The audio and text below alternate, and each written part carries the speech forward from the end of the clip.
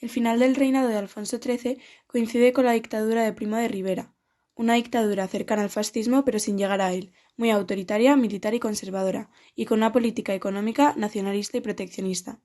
Son diversas las causas del golpe de Estado de Primo de Rivera. En primer lugar, había un descontento militar y la población se sentía humillada y enfadada por la derrota en Anual. El ejército español sufrió una de las mayores derrotas de su historia contra los marroquíes, retirándose el 22 de julio de 1921. En 18 días, entre 8.000 y 13.000 soldados perdieron la vida frente a las tribus rifeñas. El expediente Picasso recoge los hechos acontecidos en la comandancia de Melilla en los meses de julio y agosto de 1921. Además, había violencia y luchas entre diferentes grupos, como patronos obreros, peleas constantes y agresividad.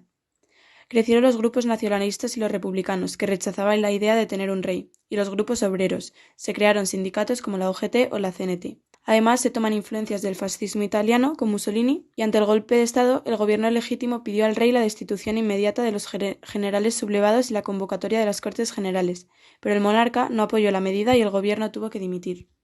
El golpe de Estado en España entre el 13 y el 15 de septiembre de 1923 estuvo encabezado por el entonces capitán general de Cataluña, Miguel Primo de Rivera. Miguel Primo de Rivera ingresó en el ejército a los 14 años y desarrolló la mayor parte de su carrera en destinos coloniales como Marruecos, Cuba y Filipinas, a donde acompañó a su tío.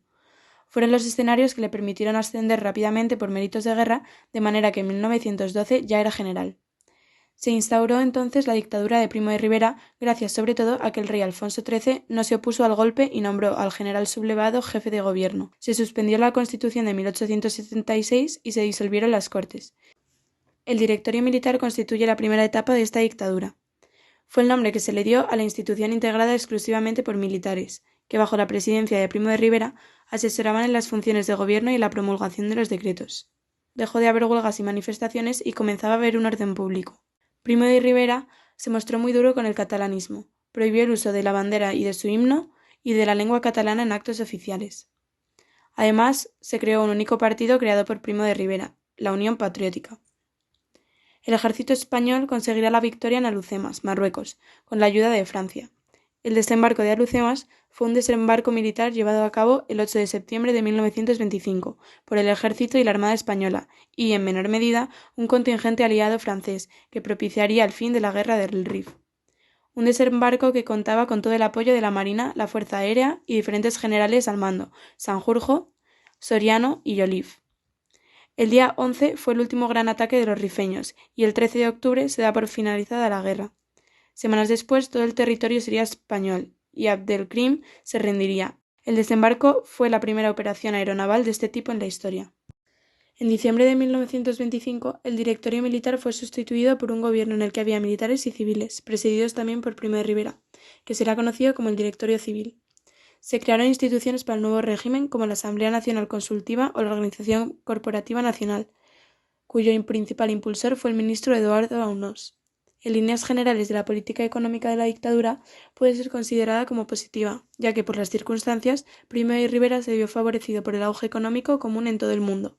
Fueron los llamados felices años 20. Y por último se crearon infraestructuras y empresas públicas, así como Telefónica o la Compañía Redentaria del Monopolio de Petróleos, promovida por el ministro de Hacienda José Calvo Sotelo. En 1929 comienza una crisis económica a nivel internacional y el 27 de enero de 1930 Primo de Rivera presenta su dimisión, se exilia a París y muere allí el 16 de marzo. Se establece entonces la dicta blanda del general Berenguer, nombrado por el propio rey para restablecer la normalidad constitucional. El Pacto de San Sebastián, dirigido por Alcalá Zamora, fue la reunión que tuvo lugar el 17 de agosto, donde se acordó la estrategia para poner fin a la monarquía y proclamar la Segunda República. El 15 de diciembre de 1930 tiene lugar la sublevación de Jaca, un pronunciamiento militar contra la monarquía de Alfonso XIII. El rey sustituye a Berenguer por Aznar, quien le propone al rey la restauración y convoca las elecciones municipales del 12 de abril. Los partidos republicanos consiguen la victoria, Aznar dimite y el rey abdica. Se proclamará así la Segunda República Española el 14 de abril de 1931.